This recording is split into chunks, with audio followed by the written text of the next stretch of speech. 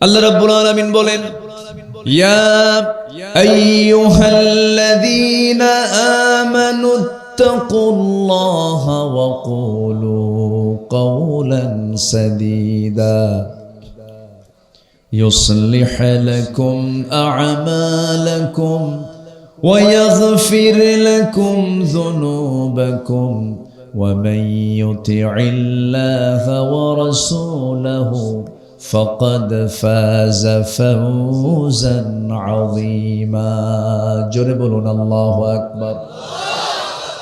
হে ইমানদারেরা, তোমরা আল্লাহকে ভয় করো এবং সোজা সাপটা কথা বলো, ইনি বিনি হিকমত করে প্যাঁচমুচ লাগায় মিথ্যা কথা বলতে যেও না, মিথ্যা সাক্ষী দিতে যেও না, মিথ্যাবাদীর সঙ্গে চলতে যেও না। তুমি যদি সত্য কথা বলতে পারো, আমি আল্লাহ তোমার জীবনের যে অর্জিত ভুলভাল আমলগুলো ছিল, সেই ভুলভাল আমলগুলো আমি আল্লাহ ঠিকঠাক করে দেব। জোরে বলি সুবহানাল্লাহ। তাহলে সত্য কথা বলার ফলাফল হলো আমার আপনার জীবনে অর্জিত যত আমল নামায় যত ভুলভাল ছিল সব ঠিকঠাক করে দিবেন তিনি। আমার কে ঠিক করে দিবেন? আল্লাহ। শর্ত হলো কি ছাড়তে হবে? মিথ্যা ছাড়তে হবে। এই মিথ্যা কিন্তু অনেকটা পারিবারিক ভাবেও আসে, শুধু শিক্ষা প্রতিষ্ঠান থেকে এগুলো পাওয়া যায় না। কিছু কিছু পরিবার আছে, পরিবারের মধ্য দিয়েও এই নেচারগুলো চলে আসে। একজন বড় পীর ছিলেন আব্দুল কাদের জিলানী, নাম শুনছেন তো? তাকে বড় পীর বলে। জিলান শহরে তার বাড়ি ছিল। ছোট্ট মানুষ, দিন শেখার জন্য দূরদেশ যাচ্ছেন, মার চোখে পানি। মা আব্দুল কাদেরকে কোলের মধ্যে নিয়ে বলছে, বাবা আব্দুল কাদের, দিন শেখার জন্য বাড়ি ছেড়ে চলে যাচ্ছ, দূরদেশে যাচ্ছ, কতদিন পরে দেখা হবে জানি না, তবে আমি তোমার মা হয়ে ছোট্ট একটা নাসিহা করি, ছোট্ট একটা উপদেশ তোমাকে দেই বাবা। একটা উপদেশ সারা জীবন লালন করবে, তার নাম হলো বাবা, জীবনে যে অবস্থায় থাকো না কেন কোনোদিন মিথ্যা কথা বলবা না।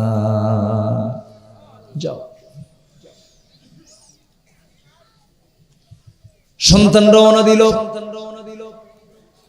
কিছু স্বর্ণ মুদ্রা কাছে ছিল, মূল্যবান কিছু টাকা পয়সা সম্পদ ছিল, তা নিয়ে রওনা দিয়েছে সন্তান। রাস্তার ভিতরে ডাকাত ধরেছে, ডাকাতি করছে বহু লোকের। এই ছোট্ট বাচ্চার কাছে যখন জিজ্ঞাসা করেছে তোমার কাছে কি আছে, সব একটা কথাই সব বের করে বলছে, এই যে আমার কাছে এই সমস্ত স্বর্ণ মুদ্রাগুলো আছে। ডাকাতরা বলে, সবার কাছ থেকে সব কিছু বের করতে কত রিমান্ডে নিতে হয়, কত ধমক টমক মারতে হয়, তোমারে বলার আগে তুমি সব কিছু বের করে দিলে, এটার কারণটা কি? ছোট্ট আব্দুল কাদের বলছে, আমার মার নির্দেশ, জীবনের কোনো জায়গায় কোনোদিন চুল পরিমাণ মিথ্যা কথা বলা যাবে না। ডাকাতদের চোখে পানি চলে এলো, আর সবাই বলে ফেলল, আরে এইরকম সন্তান তো আমাদের বাড়িতেও আছে, যে সন্তানদের মুখে খাবার তুলে দেওয়ার জন্য আমরা ডাকাতি করি, তারাও সন্তান, এই সন্তানটাও সন্তান, এই সন্তানের বাপকে মাকে তারাও তো বাপ মা। চোখের পানিতে সয়লাভ হয়ে গেল। ডাকাতরা বলল, আজকের দিন থেকে সমস্ত ডাকাতি ছেড়ে দিলাম এই সন্তানটার সততার কারণে। যেরকম সুবহানাল্লাহ। মিথ্যা ছেড়ে দেব আমরা। ইসলামের ইতিহাসে 2 নম্বর খলিফার নাম কি বলেন? কেউ তো বলেন না। কে বলেন? বলেন বলেন। 1 নম্বর খলিফা কে বলেন? 2 নম্বর খলিফা কে বলেন? নাম্বার 3 খলিফা কে বলেন? নাম্বার 4 কে বলেন? আলী। এই সমস্ত ইতিহাসগুলো আমার দেশের মানুষের সবার আগে জানার দরকার আছে না নাই বলেন? আছে। এই 16 বছর এই ইতিহাস শিখেছে। খেলে টিভি খোলার সঙ্গে সঙ্গেই শুরু হয়ে গেল।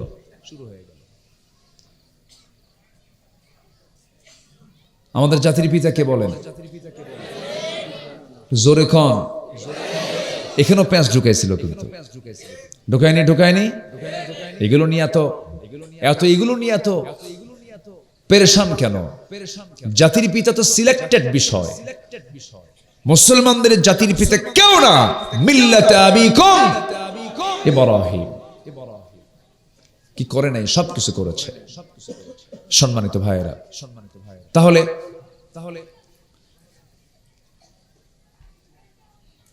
ইসলামের ইতিহাসে 4 জন খলিফা, এর মধ্যে 2 নম্বর খলিফার নাম কি বলুন তো?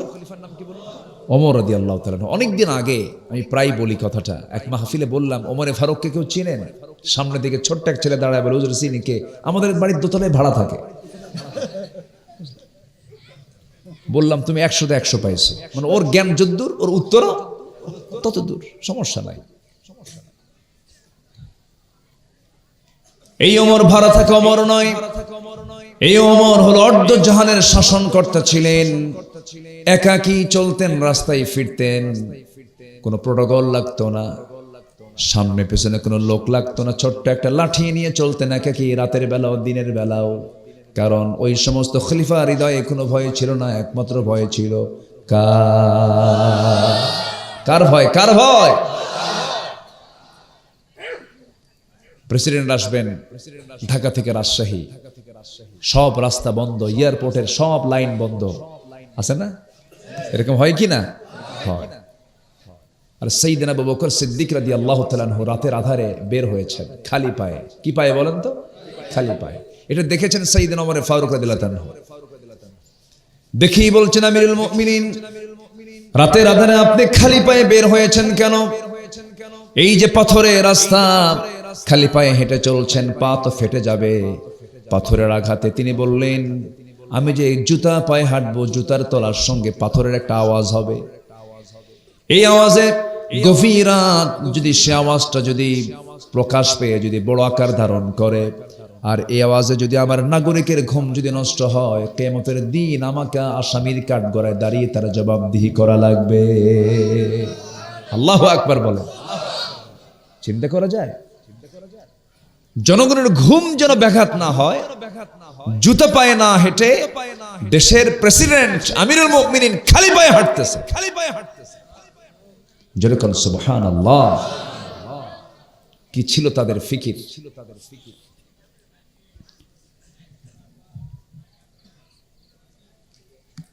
প্রথম খলিফার আমলে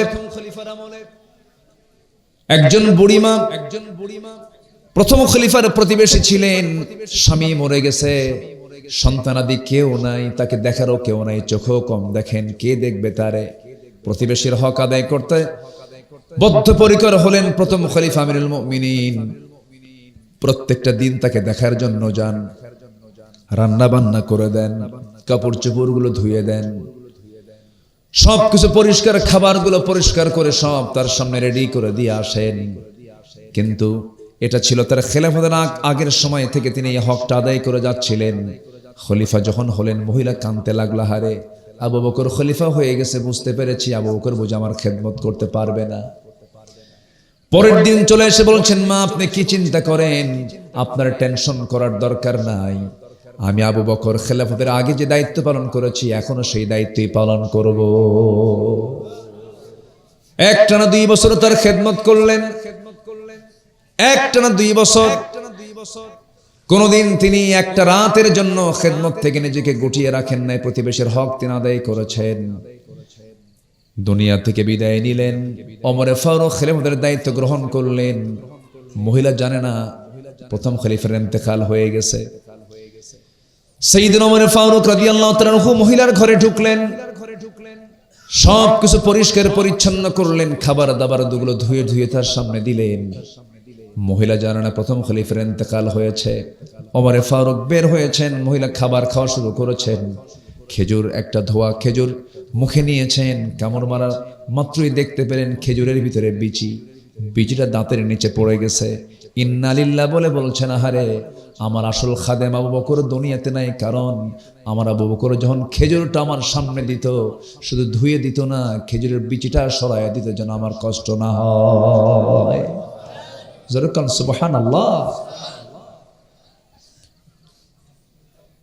এই ওমর ফারুক রাদিয়াল্লাহু তাআলা আনহু একদিন রাতের আধারে বের হয়েছেন, ছোট্ট একটা ঘর থেকে মা বেটির গল্প, মা বেটির কথোপকথন হচ্ছে, মা বেটির দুজন কনভারসেশন হচ্ছে, কথাবার্তা চলছে। মা বলছে, আমরা গরিব মানুষ মা, ও আমার কলিজার টুকরা মেয়ে, কালকে কি বাজার করব, টাকা পয়সা নাই। ও মা শোনো, উটের যে দুধ আমরা পেয়েছি আজকে, কম কম দুধ আমরা পেয়েছি, দুধের মধ্যে কিছু পানি মিক্স করো। এখানে ওমরের লোকজন নাই, কোনো প্রশাসন দেখবে না, অন্ধকার রাত। মেয়েটা বলছে, মা তুমি আমাকে যে কাজের হুকুম দিচ্ছ এই কাজ আমার দ্বারা সম্ভব না, কারণ আমি জানি যেখানে দুই বান্দা থাকে সেখানে তৃতীয় সাক্ষী হলেন আমার আল্লাহ রাব্বুল আলামিন। আমি এটা করতে পারবো না, এই মিথ্যাচার, এই ফাঁকিবাজি, এই 2 নম্বরে আমার দ্বারা কোনোদিন সম্ভব না মা, আমাকে মেরে ফেললেও পারবো না। এই কথাটা ওমর ফারুকের কানে চলে গেছে। রাতের বেলা ঘুরতেছেন, জনগণ কেমন আছে, 2 মহিলার কনভারসেশন, মা বেটির গল্পটা শুনছিলেন। ওমর ফারুক রাদিয়াল্লাহু আনহু দারুণ খুশি হয়ে গেলেন, এতটাই খুশি হলেন, আত্মহারা হয়ে গেলেন। সেখান থেকে সোজা বাড়িতে চলে গেলেন।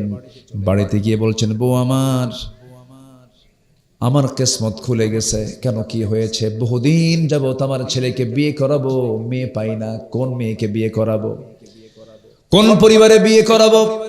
আমি ওমর বড় পেরেশান ছিলাম, কিন্তু আল্লাহ আমাকে জুটাইয়া দিয়েছেন। গত রাত্রিতে এমন একটা মেয়ের সন্ধান পেয়েছি। যাও, ওই গোয়ালের বাড়িতে চলে যাও, যে বাড়িতে দুধ দহন হয়, দুধ বিক্রি করে, ওই বাড়িতে গিয়ে ওমরের পক্ষ থেকে বিয়ের প্রস্তাব দিয়ে দাও। আমার ছেলের সাথে ওই মেয়েকে আমি বিয়ে করা দেব, কারণ ওই মেয়েটা মিথ্যা বলতে শেখে নাই। যেরকম সুবহানাল্লাহ। একজন রাষ্ট্রের শাসক তার ছেলে বিয়ে করাচ্ছেন শিল্পপতির সাথে। বলেন, বিশ্বের সেরা ধনীর সাথে, দেশের সেরা একজন বিশাল বিখ্যাত লোকের সাথে না, বিয়ে করাচ্ছেন তার ছেলেকে দুধ বিক্রেতার মেয়ের সাথে। কেন? ওই মেয়েটার মুখে মিথ্যার কোনো গন্ধ নাই। মানুষের সবচেয়ে বড় সার্টিফিকেট হচ্ছে সত্যবাদিতা। এর চাইতে বড় সার্টিফিকেট নাই। আমরা সত্যবাদী হব। জোরে বলি ইনশাআল্লাহ, আর জোরে বলি ইনশাআল্লাহ। এই জন্য আল্লাহ মাঝে মাঝে বলেছেন, সত্যবাদীদের অন্তর্ভুক্ত হয়ে যাও, অকুনু মা'আস সাদিকিন। আছে না, সত্যবাদী যারা তাদের অন্তর্ভুক্ত হয়ে যাও, মুনাফিকি করো না। তাহলে মুনাফিকের আলামত কয়টা বলেন? বলছি কয়টা? একটা। আরো আছে কয়টা? 2টা। এদিকে ইবাদত কবুলের জন্য শর্ত কয়টা? বলতেছি কয় নাম্বার? আরো আছে কয়টা? সব কি মুখস্থ রাখতেছেন তো নাকি? জোরে বলি ইনশাআল্লাহ, আর জোরে বলি ইনশাআল্লাহ। একটু মনোযোগ দিয়ে কথাগুলো শুনুন, আমাদের কাজে লাগবে। আমার বন্ধুগণ, 1 নম্বর হলো মুনাফিকি বাদ দিতে হবে।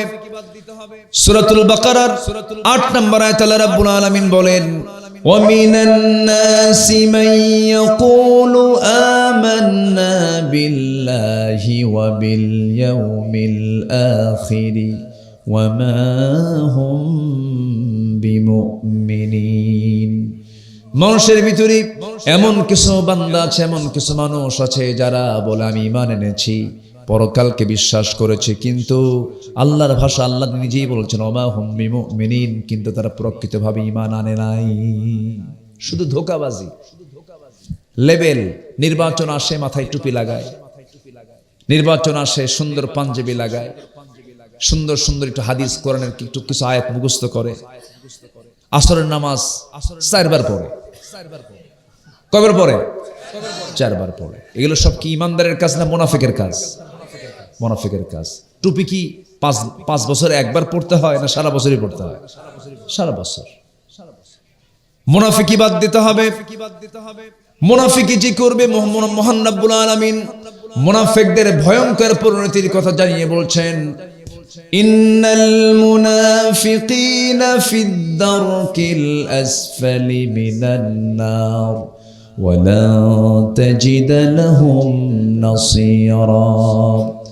মুনাফিকরা জাহান্নামের সবচেয়ে নিম্ন স্তরে তারা অবস্থান করবে। তাদের কোনো সাহায্যকারী থাকবে না, তাদের কোনো হেল্পার থাকবে না। আল্লাহ রাব্বুল আলামিন তার রাসূলকে যুদ্ধ করতে বলেছেন কাফেরদের বিরুদ্ধে, মুনাফিকদের বিরুদ্ধে। ইয়া আইয়ুহান নাবিয়্যু জাহিদিল কুফফার ওয়াল মুনাফিকিনা ওয়াগলুয আলাইহিম ওয়া মাআওয়াহুম জাহান্নাম ওয়া বি'সাল মাসীর। জোরে বলুন আল্লাহু আকবার। হে নবী, আপনি কাফিরদের বিরুদ্ধে জিহাদ করুন, মুনাফিকদের বিরুদ্ধে জিহাদ করুন, কারণ এরা ইসলামের সবচেয়ে বড় দুশমন। এরা এতটাই ভয়ঙ্কর, কাফেরের দ্বারা যতটুকু ক্ষতি হয়, মুশরিকের দ্বারা যতটুকু ইসলামের ক্ষতি হয়, তার চেয়ে বেশি ক্ষতি হয় হলো মুনাফিকের দ্বারা। এরা সব দিকেই থাকে, এরা সব দিকেই অবস্থান নেওয়ার চেষ্টা করে। আমার বন্ধুগণ, মুনাফিকদের জন্য আপনি দোয়া করলেও সে দোয়া কবুল হবে না। মুনাফিকের দোয়া তো কবুল হবেই না, মুনাফিকের জন্য আপনিও দোয়া করলে দোয়া কবুল হবে না। স্বয়ং একটা ইতিহাস মনে পড়লো আমার নবীর জীবদ্দশায় একজন মুনাফিকের বিদায় হলো, একজন মুনাফিক মারা গেল। সারা জীবন নবীর পিছনে সে নামাজ পড়েছে, নবীর সামনে দাঁড়িয়েছেন, তার পিছনের সিটেই হলো সেই মুনাফিক। নবীজি বয়ান করতেন, তার চক্ষু বেয়ে টপ টপ করে পানি পড়তো। আমার নবীর ওয়াজ শুনে শুনে সে কাঁদতো, দাড়িগুলো ভেজে যেত চোখের পানি দিয়া। এত পরিমাণ নামাজ, এত পরিমাণ কান্নাকাটি ছিল। কিন্তু সে ছিল মুনাফিক। ওই মুনাফিক যখন দুনিয়া থেকে বিদায় নিল, আমার নবীজির বিভিন্ন যুদ্ধে কাফিরদেরকে উস্কায় দেওয়ার ক্ষেত্রে, কুরাইশদের উস্কায় দেওয়ার ক্ষেত্রে মুনাফিকই করত। মুনাফিক চেনার জন্য মসজিদে মুনাফিককে চেনা যাবে না, মুনাফিককে চেনার জায়গা হলো জিহাদের ময়দান। ঠিক কিনা? মুনাফিক চেনার জায়গা কোথায়? যত রক্ত লাগে দেব, প্রয়োজনে লোক পাঠাবো, আমি যাব না। এরকম জাতীয় লোক আছে না নাই? এই 16 বছর কত যে ভাক্কা দেখলাম, কত ধরনের লোক দেখলাম। দোয়া করে জানেন, সিনেমা হল উদ্বোধন হবে, হুজুরের ভাড়া করছে, দোয়া করে, আল্লাহ তুমি এই সিনেমার ব্যবসা সফল করে দাও। মদের ফ্যাক্টরি উদ্বোধন হবে, দোয়া করে, আল্লাহ এই মদের ফ্যাক্টরিতে তুমি আল্লাহ বরকত দিয়ে দাও। এরকমও খুঁজে পেয়েছি। এই 16 বছরে কেউ সরকারের টাকায় হজে গেছে, আবার কেউ সরকারের টাকায় জেলের ভাত খেয়েছে। দুই আলেম এক নয়, দুই আলেম কি এক কখনো হতে পারে না। আজকের এই পরিবর্তন, আজকের এই যে সিচুয়েশনটা আমরা পেয়েছি, এটা এমনি এমনি আসে নাই। অনেক মজলুমের চোখের পানির ফলাফল এটা। আসতে বলবেন না, জোরে বলুন ঠিক কিনা? সব দেখা শেষ করেছি আমরা, দেখার কোনো কিছু বাদ নেই। কেউ 8 বছর, কেউ 16 বছর, কেউ 25 বছর। আইয়ুবের শাসন, মুজিবের ভাষণ, জিয়াউর রহমানের খাল কাটা, আর আমাদের চাচা এরশাদের শুধু তাল বেতাল, আর মাঝখান দিয়ে শুধু হরতাল আর হরতাল। সব দেখা শেষ। আগামীর দেশকে আমরা সাজাতে চাই কোরআনের সাজে বাংলাদেশ। রাজি আছেন কারা কারা? হাত উঁচু করে দেখান মুসলমান।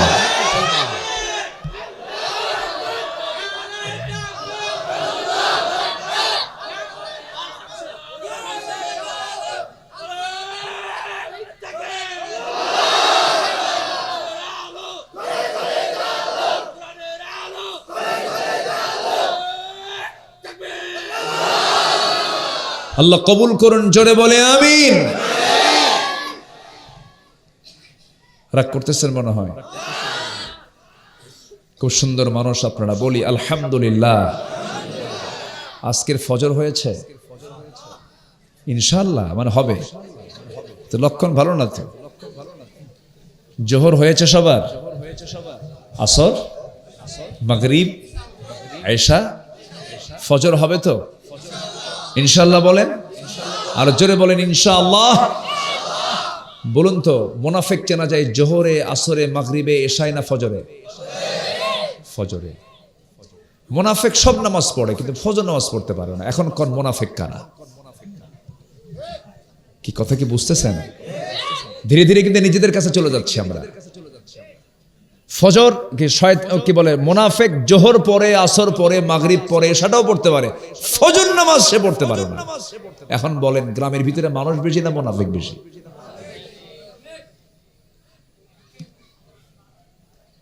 বলুন তো, একটা প্রশ্ন করি, গ্রামের মানুষগুলো কোন ওয়াক্তে সবচেয়ে বেশি টাইম, মানে কোন ওয়াক্তে মানুষ বাড়িতে বেশি থাকে? কোন ওয়াক্তে বলেন? এশার টাইমে না? বলেন কোন টাইমে বেশি থাকে? কোন টাইমে? ফজরে। তাহলে সবচেয়ে বেশি সময় থাকে বাড়িতে কোন সময়ে? ফজরে। আর সবচেয়ে কম সময় থাকে কোন সময়? জোহরে। ব্যস্ত থাকে, বাইরে অফিসে থাকে, আসরে আসতেও পারে নাও পারে, মাগরিব আসতেও পারে নাও পারে, তবে এশার নামাজে চলে আসে, নাও তাও মিস হতে পারে। কিন্তু ফজরে মিস নাই, ফজর অবশ্যই বাড়ি। বলুন তো, এই 5 ওয়াক্তের মধ্যে সবচাইতে কম মুসল্লি কোন ওয়াক্তে? আলহামদুলিল্লাহ। কি করবেন আপনি বলেন?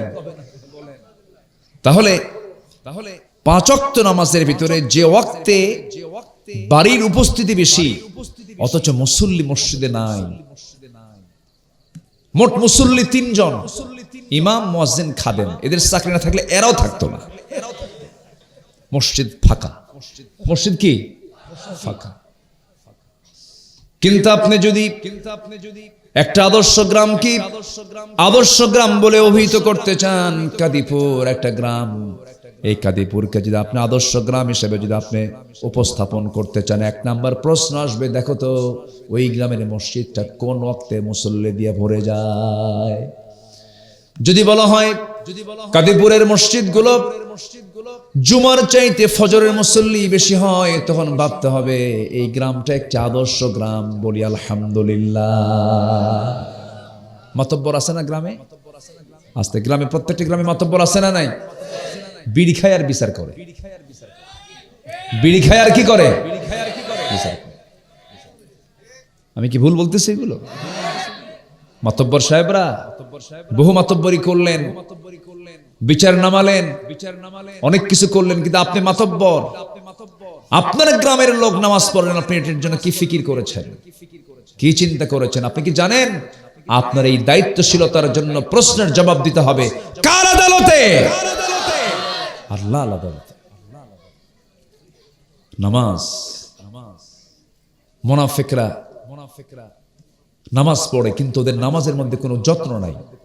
ওয়াইদা কামু কুসালা, তারা নামাজে দাঁড়ায় হেলায় খেলায়। এবং আল্লাহ বলছেন ওয়ালা তাকুম আলা কবরিহি, মুনাফিকদের কবরের সামনে দাঁড়াবা না। ওদের জন্য দোয়া করাও জায়েজ নেই। চিন্তা করা যায়। তবে আমার নবীর ইতিহাস একটা ঘটেছে, সেটা হলো আমার নবীর এক সাহাবী ছিল, খুব প্রিয় সাহাবী, তার বাপ ছিল মুনাফিক, ওই মুনাফিকের নেতা। আলোচনা করি, একটু কথা বলি একটু। তাই এই মুনাফিক মারা গেছে নবীর জীবদ্দশায়। সাহাবী এসে রাসূলের সামনে কাঁদতেছে। আমার নবীজি বললেন, সাহাবী কাঁদো কেন? কেন কান্নাকাটি করছো? কি হয়েছে? সাহাবী বলছেন, হুজুর আমার বাপ যদিও মুনাফিক, কিন্তু আমার বাপ দুনিয়া থেকে বিদায় নিয়েছেন। আমি শোকাহত, আমি মর্মাহত আপনার কাছে এসেছি। আমার বাপ মুনাফিক, এটা আমিও জানি, আমার বাপ ভালো মানুষ না, কিন্তু আমি আপনার কাছে তার সন্তান হয়ে একটা আবদার করব। হুজুর আমি তো সাহাবী আপনার। সে আবদারটা হলো, দয়া করে আমার আব্বাকে দাফন করার জন্য কাফনের কাপড় তো লাগবে, আমি আপনার বরকতময় দেহের একটা জুব্বা আমার বাবার কাফনের জন্য চাই। আমার নবীজি সুন্দর করে তার আকুতিটা শুনলেন, আর মনে মনে ভাবলেন আমার সাহাবীকে কেমন করে মানা করব। রাসূল বলছেন, ও আমার সাহাবী, তুমি তো আমার প্রিয় সাহাবী, তোমার একটা আবদার আমি কেমন করে ফেলে দেই? এই যে ধরো আমার জুব্বা তোমাকে দিয়ে দিলাম, তুমি এখন নিয়ে চলে যাও। চলে গেলেন। মুনাফিক বাপকে গোসল করায়া দিয়া আমার নবীর ব্যবহৃত জুব্বাটা তার গায়ে পড়ায়া দিলেন। কিছুক্ষণ পর কাদা কাদা কণ্ঠে নবীর সামনে দাঁড়িয়ে বলছে, হুজুর জানাজা শুরু করব, জানাজা পড়াতে হবে, দয়া করে হুজুর আপনি আমার রাসূল, আমি আপনার সাহাবী, আমার বাপ খারাপ মানুষ আমি জানি, কিন্তু দয়া করে আপনি যদি আমার বাবার জানাজা পড়াতেন আমি দারুণ খুশি হতাম। আমার নবীজি মানা করার সুযোগ পেলেন না। রাসূল বলছেন, ও সাহাবী তুমি যখন বলেছো আর কেমন করে মানা করি, চিন্তা করো না, যাও আমি যাব। সাহাবে কেরামকে সঙ্গে করে নিয়ে তিনি চলে গেলেন। সাহাবী রাসূলকে কি অতিক্রম করতে পারে নাকি? পারে না। আমার নবীজি যখন জানাজা শুরু করবেন, পিছন থেকে একজন সাহাবী বলছেন, হুজুর আপনি কার জানাজা পড়ান? সে তো মুনাফিক, তার জানাজা আপনার পড়ানো যাবে না। রাসূল বলছেন, ও সাহাবী থেমে যাও। আমার সাহাবী বারবার আকুতি করছে, সাহাবীর কথাটাকে আমি কেমন করে ফেলে দেই। জানাজা পড়ায় দিলেন, দোয়াও করলেন। জানাজা শেষ হওয়ার সঙ্গে সঙ্গে আয়াত নাযিল হলো, জানানো হলো 70 মাররাতান, আপনি যদি 70 বারও যদি মুনাফিকদের জন্য দোয়া করেন, সেই দোয়া আপনি হলেও আপনার দোয়াও আমি আল্লাহ কবুল করব না। যারকন নাউযুবিল্লাহ। মুনাফিকদের কোনো দোয়া কবুল হবে না। মুনাফিকরা অগ্রহণযোগ্য, আল্লাহর কাছে তাদের কোনো দাম নাই, তারা মূল্যহীন। মুনাফিকের কাতারে যাওয়া যাবে না, মুনাফিকি করা যাবে না, মিথ্যাচার করা যাবে না, ওয়াদা ভঙ্গ করা যাবে না, আমানতের খেয়ানত করা যাবে না। সম্পূর্ণকে মাইনাস করে আমাকে সততার পথ ধরতে হবে, সত্য কথা বলতে হবে। নাম্বার 1 চলে গেল, মুনাফিকে বাদ দিয়ে দেব। নাম্বার 2 হলো আল্লাহ রাব্বুল আলামিন বলেন দোয়া কবুলের যতগুলো শর্ত আছে এর মধ্যে একটা অন্যতম শর্ত চলে গেছে, মুনাফিকি বাদ দিতে হবে। আরেকটা হলো নামাজের মধ্যে অলসতা বাদ দিতে হবে, নামাজের মধ্যে কোনো অলসতা রাখা যাবে না। আমার বন্ধুগণ, আল্লাহ রাব্বুল আলামিন অলস নামাজের জন্য কি বলেছেন দেখেন আমার সঙ্গে, যারা পারেন ঠোঁট মিলিয়ে বলুন, ফাওয়াইলুল লিল মুসাল্লিন। সবাই বলুন, ফাওয়াইলুল লিল মুসাল্লিন আল্লাযীনা হুম আন সালাতিহিম সাহুন আল্লাযীনা হুম ইউরাউনা ওয়া নাউনাল মাউন। জোরে বলুন আল্লাহু আকবার। ওই সমস্ত মুসল্লির জন্য ওয়াইল, ওই সমস্ত মুসল্লির জন্য ধ্বংস যারা লোক দেখানো নামাজ পড়ে, যারা লোক দেখানো নামাজ পড়ে, যারা অবহেলা করে নামাজ পড়ে, ওই সমস্ত মুসল্লির জন্য ধ্বংস কামনা করেছেন তিনি আমার কে। নামাজের মধ্যে মনোযোগ থাকতে হবে। নামাজ মূলত কয় ওয়াক্ত বলেন? আসতে বলবেন না, কয় ওয়াক্ত? 5 ওয়াক্ত নামাজ। এই দেশে ওয়াজ কম হয় না, অনেক হয়, অনেক ওয়াজ মাহফিল হয়। মসজিদে মসজিদে জামাতে নামাজ হয়, জুমার নামাজের খুতবা হয়। এত ওয়াজ মাহফিল, এত কিছু করার পরেও মাত্র 5% মুসলমান নামাজ পড়ে। অর্থাৎ 1000 বছর ওয়াজ করে মানুষকে নামাজি পরিবেশে নিয়ে আসা সম্ভব নয়। তবে হ্যাঁ, প্রত্যেকটা জাতির সিংহভাগ মানুষ সেই সময় নামাজ পড়বে যখন আইন আকারে সে রাষ্ট্রে যখন নামাজের আইনটা পাশ করা হবে। ঠিক কিনা? এই লোকগুলো যাচ্ছে কেন? এই কিছু কয় না তো, কই যায়? আমি কি দোয়া করে দেব? তো যাচ্ছেন কেন? বসেন না, বলে চলে যাচ্ছেন, এটা কেমন কথা? যদি কেউ যান একটু বলে যান, একটু অনুমতি নেওয়াটা দরকার। তো একটু মেহেরবানি করে বসো, খুব বেশি সময় নেব না, আর আরেকটু সময় একটু বসেন সম্মানিত ভাইয়েরা। তাহলে ওয়াজ করেই যদি দেশের সব মানুষ যদি নামাজি হয়ে যেত তাহলে তাদের নামাজি হয়ে যাওয়ার কথা। 5%-এর বেশি তো নামাজি হচ্ছে না। অর্থাৎ শুধু ওয়াজ করে নামাজের পরিবেশ তৈরি করা যাবে না। নামাজের কমপ্লিট পরিবেশ তৈরি করার জন্য নামাজকে রাষ্ট্রীয় পর্যায়ে পাশ করতে হবে, আইন আকারে পাশ করতে হবে। যেরকম সুবহানাল্লাহ। আমার নবীজির রাষ্ট্রে কি নামাজের আইন ছিল? আসতে কয়, নামাজের আইন ছিল? আমাদের দেশের, আমাদের রাষ্ট্রে কি নামাজের আইন আছে? আছে? নামাজের আইন আছে? সুদের আইন, মদের আইন, জেনার আইন। তো সুদের আইন আছে, মদের আইন আছে, জেনার আইন আছে। মদের লাইসেন্স পাওয়া যায়, সুদের লাইসেন্স পাওয়া যায়, এগুলো আমার দেশে আছে। অথচ দেশ চালালো 54 বছর মুসলমানরাই। এটা কেমন কথা? কোরআনকে আপনি প্রশ্ন করুন, কোরআন বলো তো, রাষ্ট্র ক্ষমতায় যদি কেউ বসে, রাষ্ট্র ক্ষমতায় বসার পর তার করণীয় কি, তার কি কি আইন পাশ করা দরকার? কোরআনকে প্রশ্ন করুন, কোরআন মনে হয় জবাব দিতে পারে না। আল্লাহ রাব্বুল আলামিন বলেন, الذين إن مكناهم في الأرض أقاموا الصلاة وآتوا الزكاة وأمروا بالمعروف ونهوا عن المنكر ولله عاقبة الأمور। জোরে বলুন আল্লাহু আকবার। আমি যাদেরকে রাষ্ট্রীয় ক্ষমতা দেব, ক্ষমতা পাওয়ার সঙ্গে সঙ্গে তারা 4টা আইন রাষ্ট্রীয় পর্যায়ে পাশ করবে। এটা কার কথা বলেন? আল্লাহ পাক বলছেন 4টা আইন তারা পাশ করবে। নাম্বার 1 হলো তার নামাজকে রাষ্ট্রীয় পর্যায়ে পাশ করবে। মন্ত্রীর পেছনে সচিব নামাজ পড়বে, ওসির পেছনে দারোগা নামাজ পড়বে, এমপির পেছনে জনগণ নামাজ পড়বে, এসপির পিছনে ওসিরা নামাজ পড়বে। এরকম করে করে প্রত্যেকটা জায়গায় নামাজের পরিবেশ তৈরি হয়ে যাবে। যখন নামাজ রাষ্ট্রীয় পর্যায়ে যখন কায়েম হয়ে যাবে, ওই সমাজের সুদের কোনো গন্ধ, মদের দোকানের গন্ধ পাওয়া যাবে না। আমার বন্ধুগণ, সেই নামাজ আমার নবী অনেক গুরুত্ব দিয়ে বারবার নামাজের কথা বলেছেন। এই দুনিয়াতে যদি প্রশ্ন করা হয় সবচেয়ে বড় পাপ কাজ কোনটা আল্লাহর কাছে, সবচেয়ে বড় অপরাধ কোনটা আল্লাহর কাছে, উত্তর হলো নামাজ ছেড়ে দেওয়া। মা সালাকাকুম ফি সাকার ক্বালু লাম নাকু মিনাল মুসাল্লিন। আজকে তোমরা সাকার নামক দোজকে কেন, দোজকবাসী বলবে আমরা 4টা কাজ করে আসি নাই, 4টা হুকুম মেনে আসি নাই। এর মধ্যে 1 নাম্বার হলো আজান শুনেছি কিন্তু নামাজে দাঁড়াই নাই। 1 নাম্বার কারণ হলো নামাজকে ছেড়ে দেওয়া।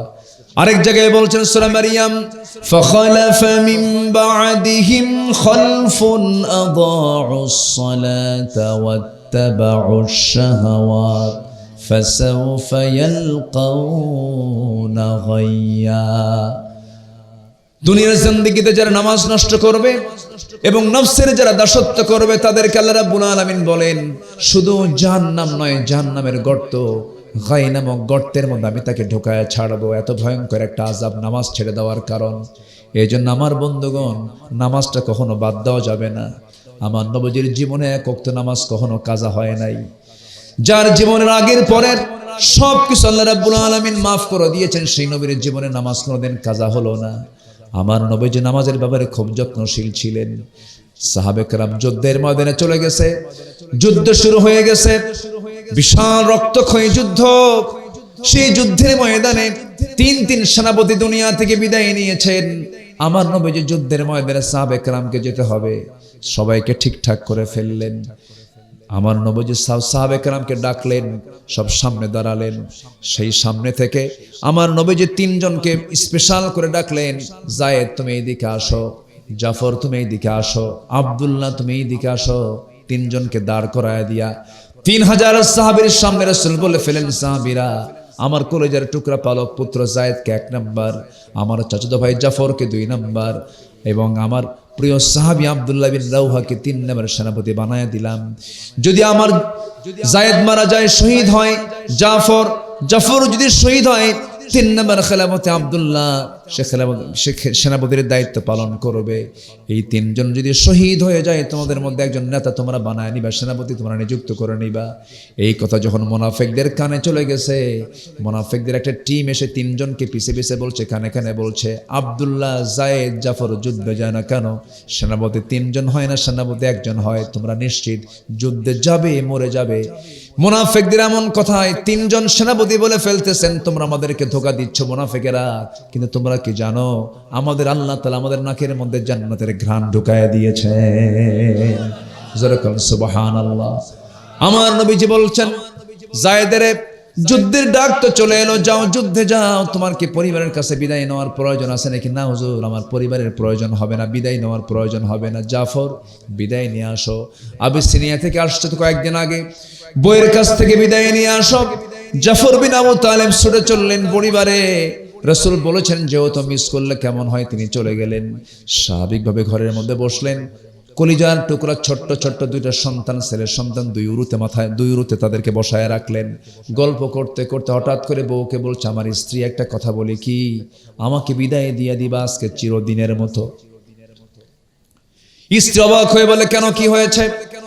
না, সারা দিনের সারা জীবনের মতো বিদায় দিতে হবে আজকে আমাকে, কেন? মুতার যুদ্ধে যাচ্ছে, আমি যেন শহীদ হয়ে যেন জান্নাতে যেতে পারি। বউটা কান্দে আর বলে, স্বামী আমার যুদ্ধে যাবেন, বাধা দেব না, কিন্তু আমি আপনার জন্য দোয়া করে আল্লাহ পাক আপনাকে গাজী করে ফিরানুন, কারণ এই সন্তানগুলো আপনি মারা গেলে আর এতিম হয়ে যাবে। জাফর বিন আবু তালেবের মেজাজ গরম হয়ে গেল। তরবারি ছিল কোমরে কোষবদ্ধ, কোষমুক্ত করে তরবারির উল্টা দিক দিয়ে স্ত্রীকে আঘাত করে বলছে, স্ত্রী আমার, তোমাকে তরবারির যে আঘাত করলাম, হাত কাটছে নাকি? না, কেন? উল্টা দিয়ে মেরেছে, এই জন্য হাত কাটে নাই। আজকে তুমি আমার জন্য যত দোয়া করবে সব উল্টা দোয়া, এই দোয়া কবুল হবে না, কারণ আমি হলাম 2 নম্বর সেনাপতি, আমি শহীদ হয়ে যাব, আমার আগে একজন পরে একজন। তবে হ্যাঁ, আমার স্ত্রী আরো নিশ্চিত হয়ে গেছে, আমার আল্লাহ তাআলা আমার নাকের মধ্যে জান্নাতের ঘ্রাণ ঢুকাইয়া দিয়েছে। এই কথা বলেই সন্তান 2টা কি শেষবারের মতো চুম্বন এঁকে দিয়া কপালের চুমুখে সন্তান 2টাকে রেখে স্ত্রীর সাথে শেষ কথা, শেষ বাক্যালাপ করে বলছে, স্ত্রী আমার থাকো, চলে গেলাম, জান্নাতের সিঁড়িতে দেখা হয়ে যাবে, চললাম আমি। জাফর বিন আবু তালেব চলে গেলেন। আব্দুল্লাহ বিন রাওহা পরিবারের কাছ থেকে বিদায় নিয়ে আসবেন। যেদিন বিয়া সেদিন তার যুদ্ধের ময়দানের যাত্রা। বিয়ে করেছেন, বাসর ঘর হয় নাই, এমন সময় যুদ্ধের ডাক চলে এলো। তিনি করলেন কি, বাড়িতে আসলেন বিদায় নেওয়ার জন্য, স্ত্রীকে ঘরে রেখেছেন। সেই স্ত্রী ঘরে তিনি ঢুকলেন না, বরঞ্চ দরজার পিছন দিকে শিকলটা বাইরের দিক দিয়ে আটকায় দিয়ে বলে, স্ত্রী দরজা লাগাই দিয়েছে, বাইরে থেকে দরজা খুলবে না, এখন আমার কিছু কথা শোনো, ভিতরে যাবো না, দেরি হয়ে যাবে, যুদ্ধের ডাক চলে আসছে, আমি শহীদ যেন হয়ে যায়, আমার জন্য দোয়া করো। স্ত্রী বলছে, স্বামী আমার, এমন স্বামী গ্রহণ করলাম যে স্বামীটাকে ভালো করে দেখতেও পারলাম না, একটাবার দেখে নেই, যেন জান্নাতের দরজায় যেন আমি আপনাকে স্বামী হিসাবে চিনতে পারি। সঙ্গে সঙ্গে আব্দুল্লাহ বলছেন, আমার স্ত্রী, এমন সহিনিয়ত তোমারও যদি হয়ে থাকে, আমার মৃত্যুর পর তোমারও যদি কোনো স্বামী তুমি জীবন না গ্রহণ করো, আমি তোমার জীবনের শেষ স্বামী যদি হয়ে থাকি, আল্লাহ তোমার এবং আমার মাঝে কিয়ামতের দিন পরিচয় করে দেওয়ার দায়িত্ব আমার আল্লাহ নিজে নিয়ে নিবেন। জোরে কোন সুবহানাল্লাহ। যুদ্ধে ঝাঁপিয়ে পড়লেন আব্দুল্লাহ বিন রাওহা, তিনজনই যুদ্ধে চলে গেলেন, 3000 সৈন্য নিয়ে 1 লক্ষ সৈন্যের বিরুদ্ধে যুদ্ধে নেমে গেছেন। 3 সেনাপতি 3 জনই দুনিয়া থেকে বিদায় নিয়েছেন। যায়েদের পর জাফর বিন আবু তালেব, জাফর বিন আবু তালেবের পর আব্দুল্লাহ বিন রাওহা, তিনি দুনিয়া থেকে বিদায় নিয়েছেন। 3 জনের শাহাদাত বরণ হওয়ার পর খালিদ বিন ওয়ালিদ রাদিয়াল্লাহু তাআলা আনহু, যিনি 250 বেশি যুদ্ধ করেছেন, প্রত্যেকটা যুদ্ধে তিনি মুসলমানদের পক্ষে বিজয় এনেছেন, আল্লাহ পাক তাকে বিজয় দিয়েছিলেন। সেই খালিদ বিন ওয়ালিদ 250 যুদ্ধ করেছেন, কিন্তু কোনোদিন কোনো যুদ্ধে তার 1 ফোঁটা রক্ত তার শরীর থেকে কেউ বের করতে পারে নাই। জোরে বলেন সুবহানাল্লাহ, আরো জোরে বলেন সুবহানাল্লাহ। 250 যুদ্ধ করেছেন, বিছানায় কাঁপতে কাঁপতে মারা যাচ্ছিলেন।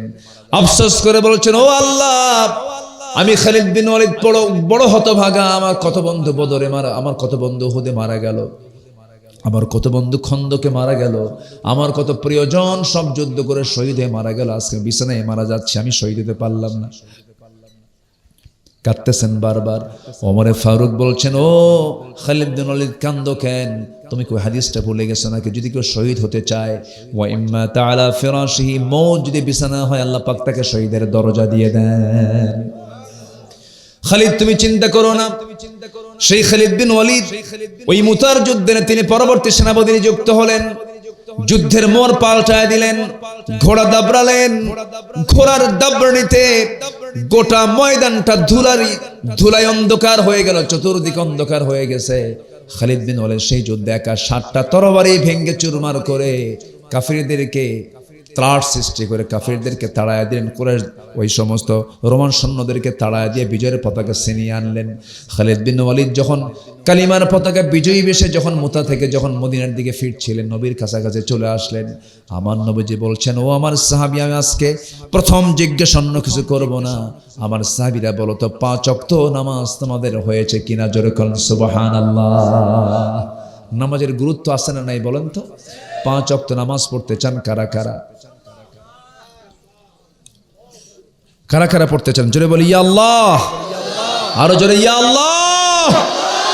আমাদেরকে 5 ওয়াক্ত সালাত আদায় করার তৌফিক তুমি আল্লাহ দিয়া দাও। জোরে বলি আমিন, আরো জোরে আমিন, আরো জোরে আমিন। আল্লাহ কবুল করুন। ইবাদত কবুলের শর্ত হলো 10টা, 2টা বলেছি। এই যে ভাই, এই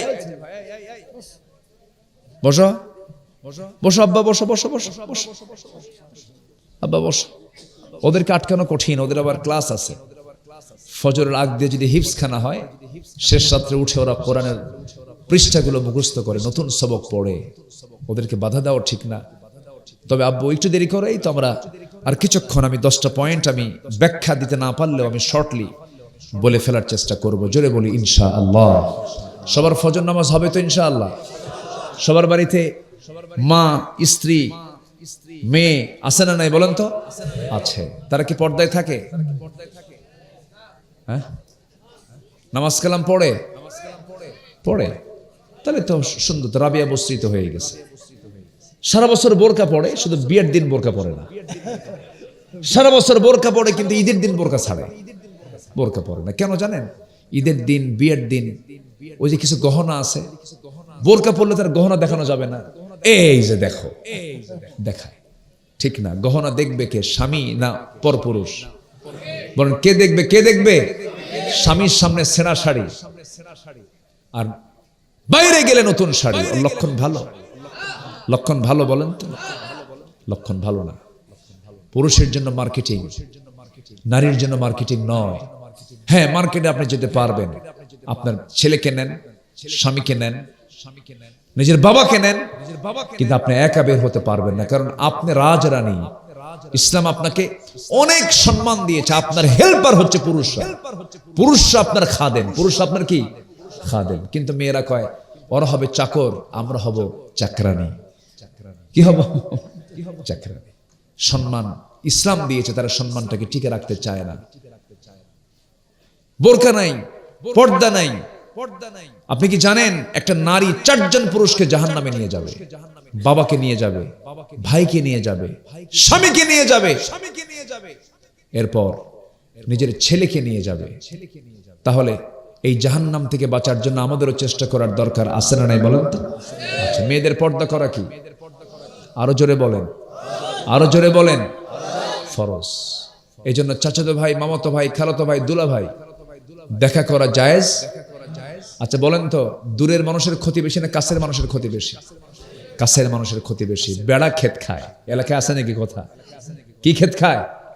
বেড়া ক্ষেত খায়। কাছের মানুষের দ্বারা বেশি ক্ষতি হয়। এই জন্য এই যে নিকটতম আত্মীয় যাদের সঙ্গে দেখা করা জায়েজ নেই, খালাতো ভাই, মামাতো ভাই, ফুফাতো ভাই, দেখা করা যাবে না। খালাতো ভাই শুধু বারবার আসে খালার বাড়িতে, বারবার আসার, খালাকে পাইলেই খালাম আসসালাম আলাইকুম, খালাম আসসালাম আলাইকুম, মানে খালাতো বোন। আসল মতলব হচ্ছে খালাতো বোন।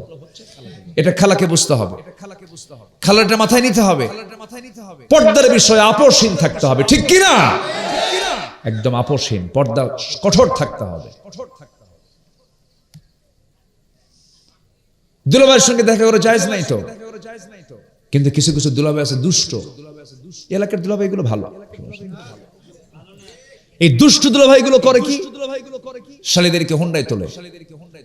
শালী কয় দুলাভাই না চড়ি, ওটা ঠিক না, এক ধমক মেরে বলে তাড়াতাড়ি।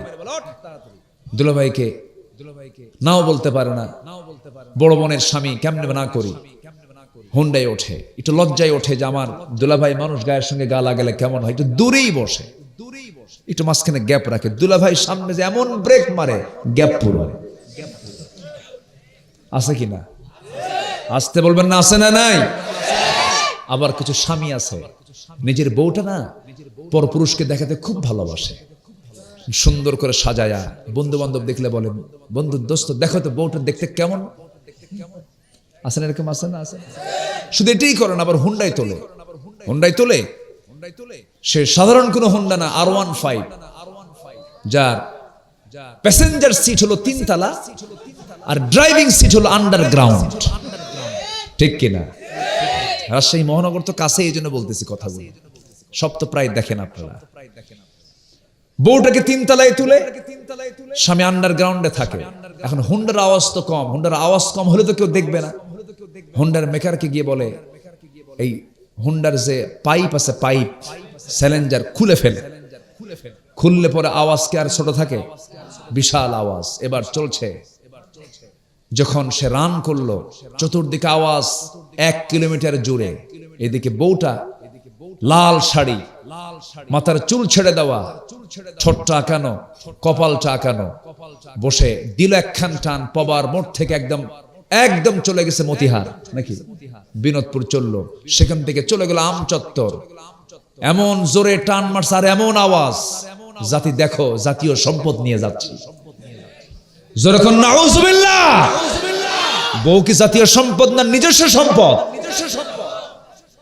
এগুলো কেন? এই পর্দাহীনতার পরিবেশ আমরা দেখতে চাই না। যে নেতা তোমাকে নারী হাতে তুলে দেবে, যে নেতা তোমার হাতে অস্ত্র তুলে দেবে, যে নেতা তোমাকে নামাজের কথা বলবে না, ওই সমস্ত নেতৃত্ব মানার সময় নাই। ওই সমস্ত নেতৃত্বের মুখে আমরা জুতা মারি, থুতু মারি। রাজি আছো কারা কারা? যুবকরা হাত উঠে দেখাও।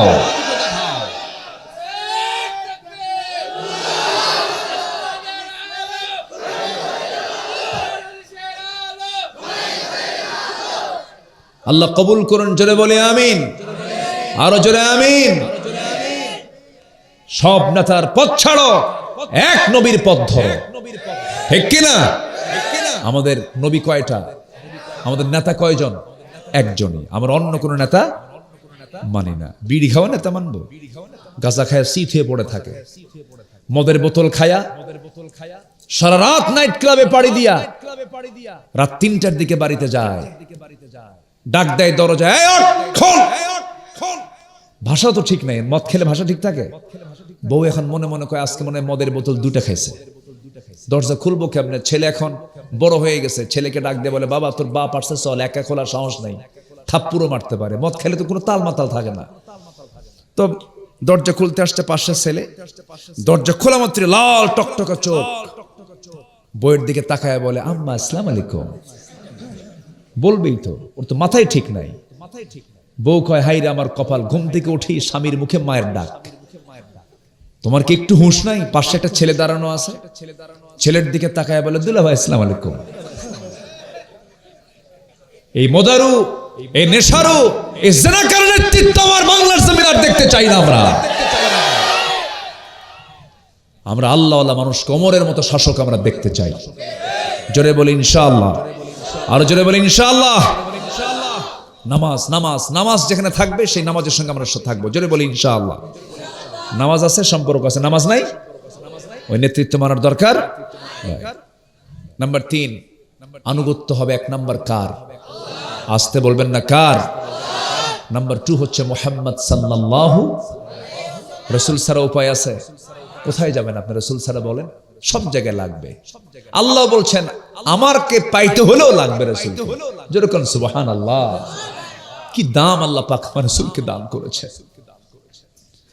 আল্লাহ রাব্বুল আলামিন বলেন, সহজ আয়াত যারা পারেন ঠোঁট মিলিয়ে বলুন, কুল ইন কুনতুম তুহিব্বুনাল্লাহা ফাত্তাবিউনি ইউহিব্বুকুমুল্লাহ ফায়াগফির লাকুম যুনুবাকুম ওয়াল্লাহু গফুরুর রহিম। জোরে বলুন আল্লাহু আকবার। আল্লাহ রাব্বুল আলামিন রাসূলকে বলেছেন, রাসূল আপনি জানায়া দেন, তোমরা যদি আমার ভালোবাসা পেতে চাও, আমি আল্লাহর ভালোবাসা পেতে চাও, হে রাসূল আপনি বলে দেন তোমরা আমার আনুগত্য করো। আমার আনুগত্য করলেই তোমাদেরকে আমার আল্লাহ নিজে ভালোবাসবেন। যেরকম সুবহানাল্লাহ। রাসূলকে মুহাব্বত করতে হবে, ভালোবাসতে হবে, নবীর আদর্শকে লালন করতে হবে, মাথা থেকে পা পর্যন্ত সমস্ত সুন্নাহগুলো নিজের জীবনে আনতে হবে। রাসূল কেমন করে হেসেছেন, হাসবো তেমন করে, খেয়েছেন কেমন, খাবো তেমন করে, হেঁটেছেন কেমনে তেমন করে হাঁটবো, ঘুমিয়েছেন কেমনে তেমন করে ঘুমাবো, চুল রেখেছেন কেমনে তেমন করে চুল রাখবো, কেমন করে দাড়ি রেখেছেন তেমন করে দাড়ি রাখবো, কেমন করে কথা বলেছেন তেমন করে কথা বলবো। মিথ্যা বলেন না, আমি মিথ্যা বলবো না। আমার নবী কাউকে কষ্ট দেন না, আমিও কষ্ট দেব না। আমার নবী স্ত্রীর হক আদায় করেছেন কেমনে, আমি তেমন করে স্ত্রীর হক আদায় করব। সন্তানদের সঙ্গে কথা বলেছেন কেমনে তেমন করেই কথা বলবো। নাতিপুতির সামনে কেমন করে কথা বলেছেন তেমন করে কথা বলবো। আমার নবী উগ্র ছিলেন না বিনয়ী ছিলেন? বলেন বলেন, উগ্র না বিনয়ী? মুখে ফাহেসা কথা না সুন্দর কথা? সুন্দর কথা ছিল মুখ থেকে সর্বক্ষণ। আমার নবীজির মডেলগুলো নিজের জীবনে নিয়ে আসতে হবে। পোশাক নবীর মডেলে নিয়ে আসতে হবে। ও যুবক, ওই সমস্ত পোশাকগুলো পরা যাবে না যা পরলে নামাজ হবে না। নতুন প্যান্ট কিনে আনে বাজার থেকে, 2 হাঁটু ফাটা আছে না, 2 হাঁটু কি ফাটা প্যান্ট। নতুন প্যান্ট কিনে আনে 4000 টাকা দাম, ফাটা প্যান্ট, মনে হয় ইঁদুর খায় রেখে দিছে। কি আছে না নাই? আছে না নাই? ফাটা প্যান্ট কিনে আনে। রুচির কোন উন্নতি নাই, এমন রুচি। মাথার চুলগুলো কেমন করে কাটে, এই দিকেও চুল নাই, পিছনেও চুল নাই, মাথার উপরে গোল করে দক্ষিণ তালপট্টির দ্বীপ। যখন বলা হয় এটা পাইছো কোথায়, কি ডিজাইন, কাউয়া কাটিং। এ আছে না নাই? বলেন তো আছে না নাই? মেয়েদের মাথার চুলগুলো, মেয়েরা কালো হচ্ছে মাথার চুল। মানুষের চুল হলো কালো, এটাই হলো আদর্শ চুলের বৈশিষ্ট্য। চুল হবে কি বলেন? কালো। আমার নবীর চুল ছিল কালো, কৃষ্ণ কালো। লাল চুল আছে না নাই? বলেন। আমেরিকার ডিজাইন এটা, আমেরিকার মানুষের চুলই হলো লাল, সাদা টাইপের চুল। মেয়েরা ভাবলো আমেরিকান হয়ে যাব, কালো চুল পরার কি দরকার, মাথার চুলটা লাল বানায়। আবার লাল, কালো, নীল, বিভিন্ন কালার। ভেড়া মডেল। কি মডেল? কি মডেল? ভেড়া মডেল। এই হলো ডিজাইন। এগুলো সুন্নাহ নয়। যুবকরা তোমার মাথা থেকে পা পর্যন্ত বাহ্যিকটাও নবীর সঙ্গে মিলতে হবে, ভিতরটাও নবীর সঙ্গে মিলতে হবে। নবীর সুপারিশ নিয়ে তুমি আল্লাহর জান্নাতে চলে যাবে। আনুগত্য থাকতে হবে। আমার নবীজি কি মিশুক মানুষ ছিলেন। ছোট্ট একটা ইতিহাস মনে পড়লো। আমার নবীজি সবার সঙ্গে মিশে মিশে কথা বলতেন। এই যে ছোট্ট ছোট্ট বাচ্চাগুলো সামনে বসে আছে, এই যে বাচ্চারা, এই যে ছোট্ট ছোট্ট বাচ্চাগুলো বসে আছে, আমার নবীজির সামনেও ছোট্ট ছোট্ট বাচ্চারা বসে থাকতো, গল্প করতেন, তাদের সঙ্গে খুব সময় দিতেন। নাতি একটা ছিল হুসাইন, ঘন্টার পরে ঘন্টার সময় দিতেন। মাঝে মাঝে আম্মা জান আয়েশা বলতেন যে আমি রাসূলের স্ত্রী হওয়ার পর আমার চেয়ে রাসূল বেশি নাতি হুসাইনকে বেশি সময় দিতে আমার কাছে মনে হতো। এত লম্বা লম্বা সময় দিতেন। নবীজি রুকুতে চলে যেতেন, হুসাইন লাফ মেরে তার পিঠে চড়তেন। সেজদায় চলে যেতেন, আমার নবীজির ঘাড়ে গিয়ে বসতেন। একদিন তিনি ঘরে বসে আছেন, রাসূল সেজদা থেকে মাথা উঠাতে পারেন না। সালাম শেষের পর বলছেন, হুসাইন বড় উপকার করলে আমার, কেন তুমি আমার আজকে ঘাড়ে থাকার কারণে তাসবিহর পরিমাণটা 49 বার হয়েছিল। যেরকম সুবহানাল্লাহ। পজিটিভ রাগ করেননি, পজিটিভ করেছেন। নাতি বিরক্ত করে আমি তাসবিহ বাড়ায় দেই, ধমক দেননি। আর কিছু নানা আছে মানে টোকা বারুদের মতো জ্বলে, টোকা মারলে এমন খেপে নাতি মনে মনে করে তুই মরবি কোনদিন, কুল খেলে খাবো। আমার রাসূল এরকম ছিলেন না।